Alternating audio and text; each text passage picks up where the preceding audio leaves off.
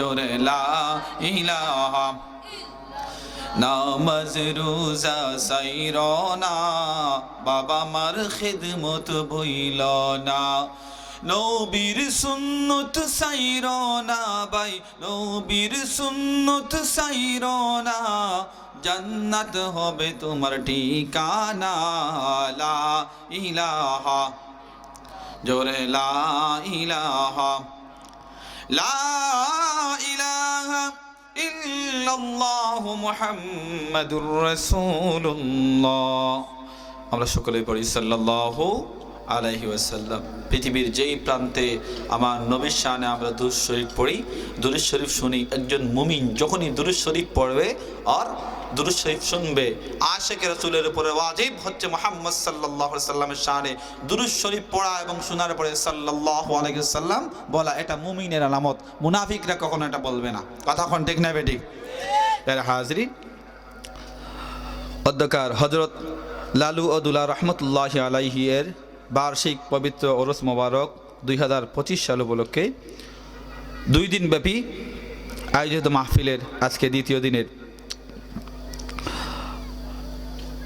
সদর মোহতারাম সভাপতি, বিশিষ্ট ইসলামী চিন্তাবিদ, বৃহত্তর সিলেটের অহংকার, বাতিলের আতঙ্ক, বাতিলের বিরুদ্ধে বলিষ্ঠ কণ্ঠস্বর হযরত মাওলানা জালালউদ্দিন আল কাদরি মাদ্দাজিল্লাহুল আলিয়া, অধ্যক্ষ মাদ্রাসায়ে তৈয়বিয়া তাহেরিয়া হেলেমিয়া সুন্নিয়া সিলেট, বারাকাল্লাহু তাআলা ফি হায়াতিক। আমরা সকলে পড়ি আমিন। সহসভাপতি, বিশিষ্ট সমাজসেবক আলহাজ মোহাম্মদ মঈনুদ্দিন ঠিকাদার সাহেব, স্বত্বাধিকারী Euro Bangla ceramic limited Sylhet, বারাকাল্লাহু তাআলা ফি হায়াতিক। আমরা সকলে পড়ি আমিন।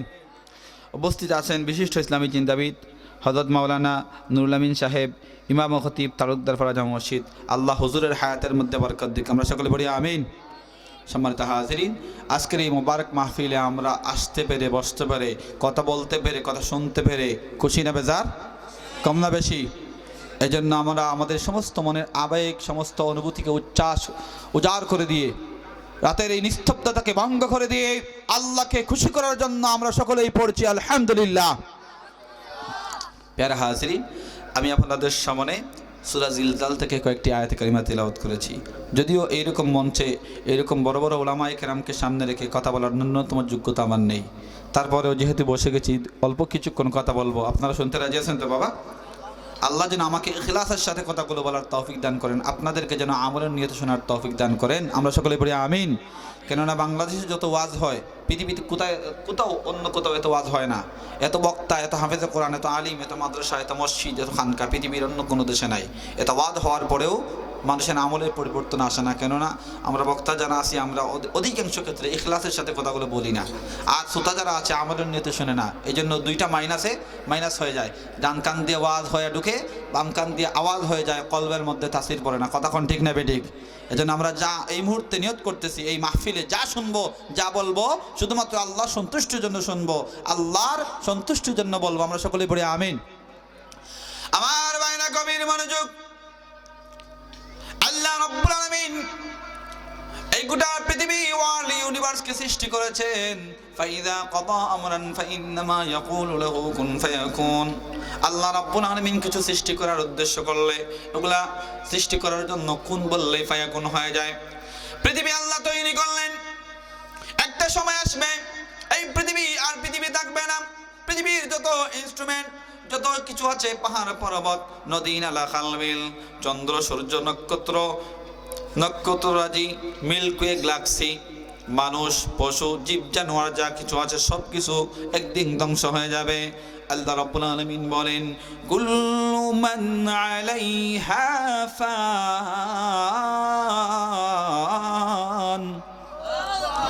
ওয়া ইয়াবকা ওয়াজহু রাব্বিকা যুল জালালি ওয়াল ইকরাম।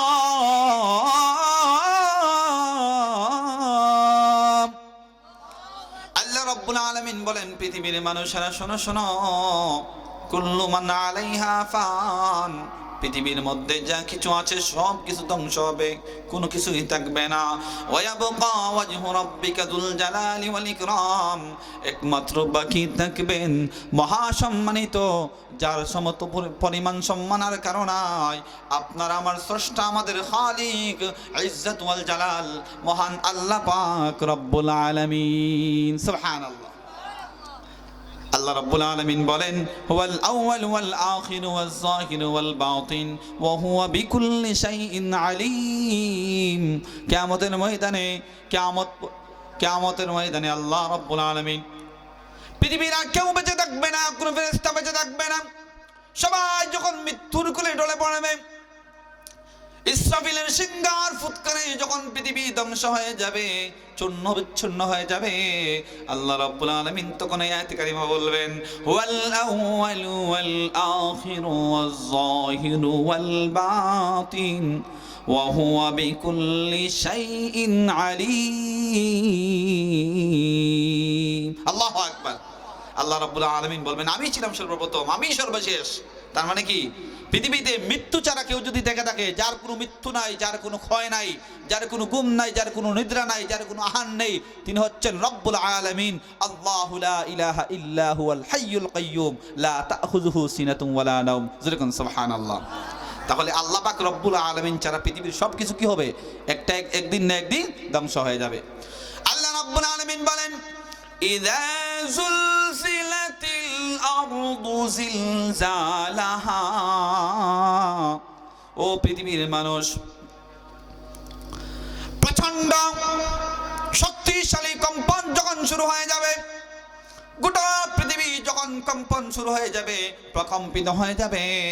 জালজালা মানে হচ্ছে নাড়া দেয়া, প্রচন্ড শক্তির সাথে নাড়া দেয়া, একসাথে গোটা পৃথিবী যখন প্রকম্পিত হয়ে যাবে। ওয়াখরাজাতিল আরদু আসকালাহা, আর এই প্রচন্ড কম্পনের ফলে জমিন তার মাটির ভিতরে যা কিছু ছিল সবকিছু বের করে দিবে।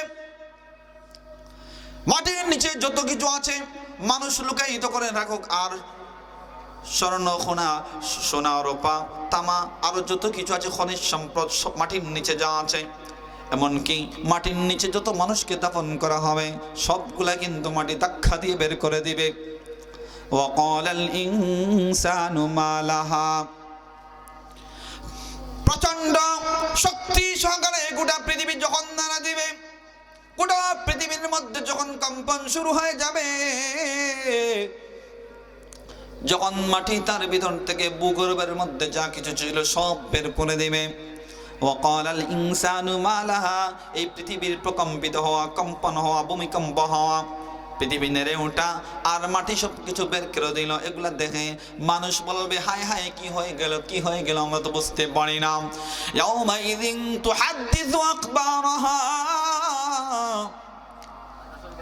জমিন আল্লাহর দরবারে সবকিছু মানুষের সম্পর্কে যা কিছু মানুষ করেছে জমিনের উপরে বসে, বান্দা যত পাপাচার জমিনের মধ্যে দাঁড়িয়ে করেছে, যত মানুষকে ওজনে কম দিয়েছে, যাকে হত্যা করেছে, যার অধিকার নষ্ট করেছে, যাকে আঘাত করেছে, যার ক্ষতি করেছে, যার টাকা মেরে দিয়েছে, এরকম যত অধিকার বান্দা মানুষের নষ্ট করেছে, যত পাপাচার, যত ঘুষ খেয়েছে, যত সুদ খেয়েছে, যত বন্ডামি করেছে, যত শিরিক করেছে, যত বিদাত করেছে, যত সগীরা গুনাহ করেছে, যত কবিরা গুনাহ করেছে, পৃথিবীর মধ্যে জেগে থেকে পৃথিবীর জমিনের মধ্যে চলাফেরা করে বান্দা যত গুনাহ করেছে, সব গুনার হিসাব হাসরের ময়দানে কিয়ামতের সময় ওই জমিন আল্লাহর দরবারে সাক্ষী দিয়ে দিবে। আল্লাহু আকবার।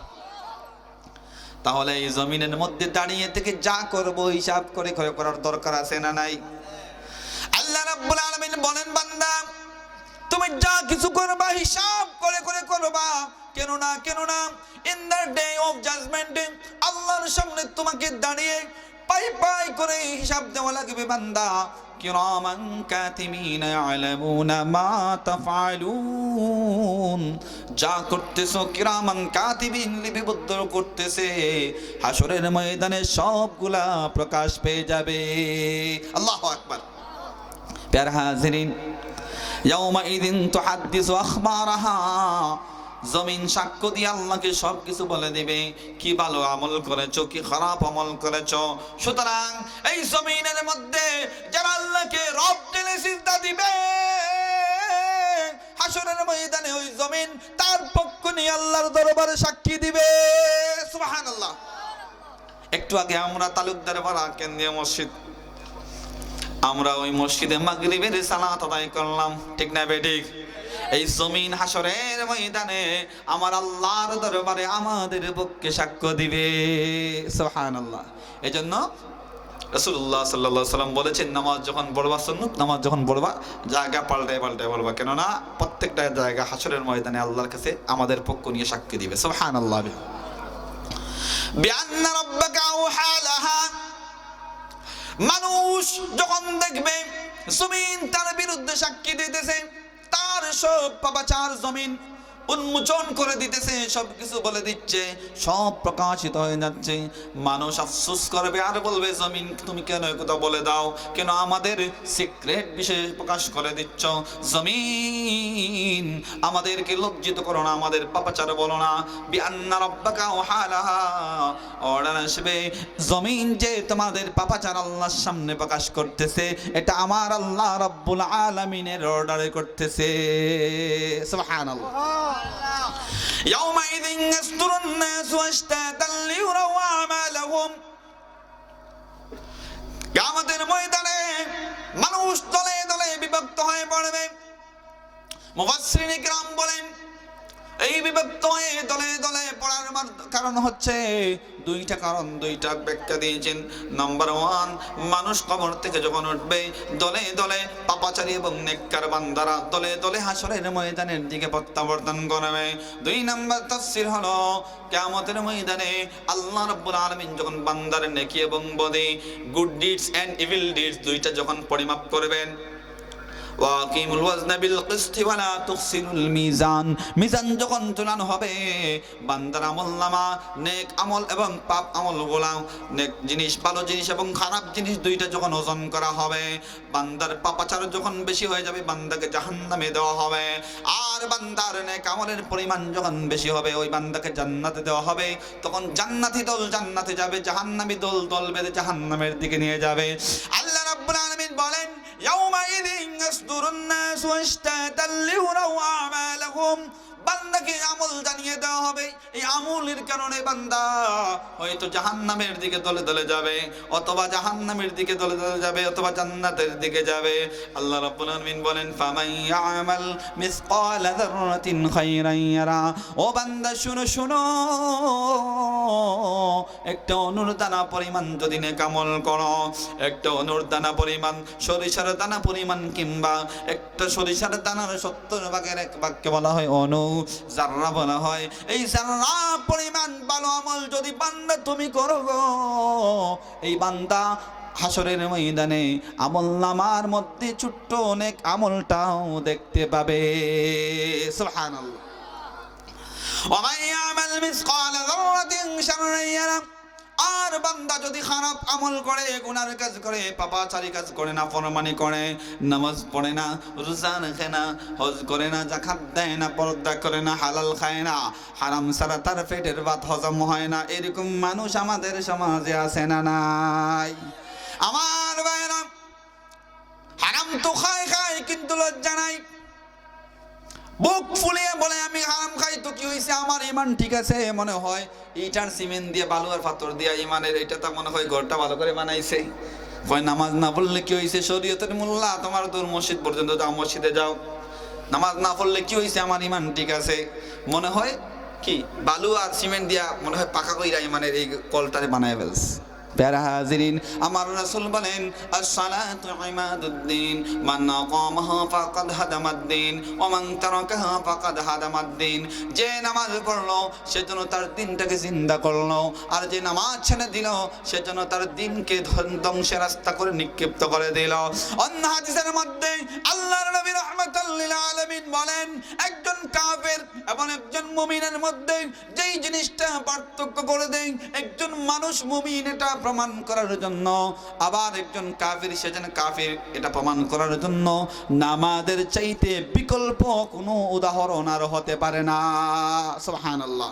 অর্থাৎ যে নামাজ পড়ে সে মুমিন, আর যে নামাজ না পড়ে, রাসূল বলেন বাইনাল আবদি ওয়া বাইনাল কুফরি, আল্লাহর বান্দা এবং কুফর কাফিরের মধ্যে পার্থক্যকারী জিনিস হচ্ছে নামাজ। তাহলে আমরা এই নামাজ পড়তে রাজি আছি না নাই বাবা? প্যারা হাজিরিন, আল্লাহ রাব্বুল আলামিন বলেন পাপাচার যদি বান্দা করে আর যদি তওবা করে ওই গুনাহগুলা মাফ করাইতে না পারে, হাসরের ময়দানে আমলনামার মধ্যে দেখতে পাবে। সুবহানাল্লাহ। আমার বন্ধুরা, বাবারা, গভীর মনোযোগ। আল্লাহ রাব্বুল আলামিন বলেন ফাআম্মা মান উতিয়া কিতাবাহু ওয়ারাআ যাহরিহি ফাসাউফা ইয়াদউ সুবুরা। আল্লাহ রাব্বুল আলামিন বলেন যে বান্দা ভালো আমল করবে সেই আমলগুলা তার আমলনামার মধ্যে দেখতে পাবে। আল্লাহ রাব্বুল আলামিন তাকে ডান হাতে আমলনামা দিবেন। যেরকম সুবহানাল্লাহ। প্যারা হাজিরিন, আর পাপিষ্ঠ যারা হাসরের ময়দানে কঠিন মুসিবতের সময় আল্লাহ রাব্বুল আলামিন তাকে ভাবে পেটের মধ্যখান দিয়ে হাত ঢুকবে, পিছন দিক দিয়ে বের হবে। ওই অবস্থায় পিছন দিক থেকে লাঞ্ছনা কর, অপমান কর অবস্থায় আমলনামা দিবে, আর পাপিষ্ঠ ব্যক্তি হাতের মধ্যে আমলনামা নেবে। আর আল্লাহ রাব্বুল আলামিন বলবেন ইকরা কাফা বিনাফসিকাল ইয়াউমা আলাইকা হাসিবা। আল্লাহ রাব্বুল আলামিন বলবেন বান্দা পড়ো, ইকরা, তুমি পড়ো, কাফা বিনাফসিকাল ইয়াউমা আলাইকা হাসিবা, আজকে তোমার আমলনামা পড়ার জন্য তুমি যথেষ্ট উপযুক্ত। যেরকম সুবহানাল্লাহ। আমার কথা কি আপনারা বুঝতে পারেন বাবা? প্যারা হাজিরিন, গভীর মনোযোগ।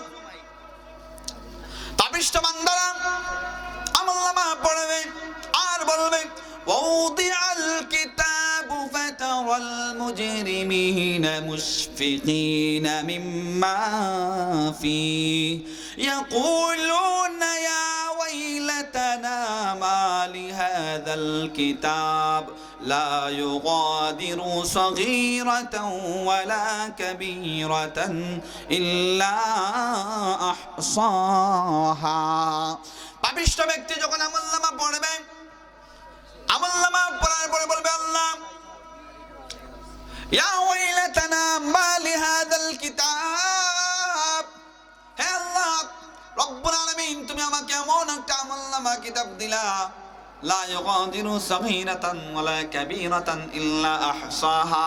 আল্লাহ আমলনামা খুলে দেখি আমলনামার মধ্যে পাপাচার গুনাহ ছাড়া আর কিছু নাই রে আল্লাহ।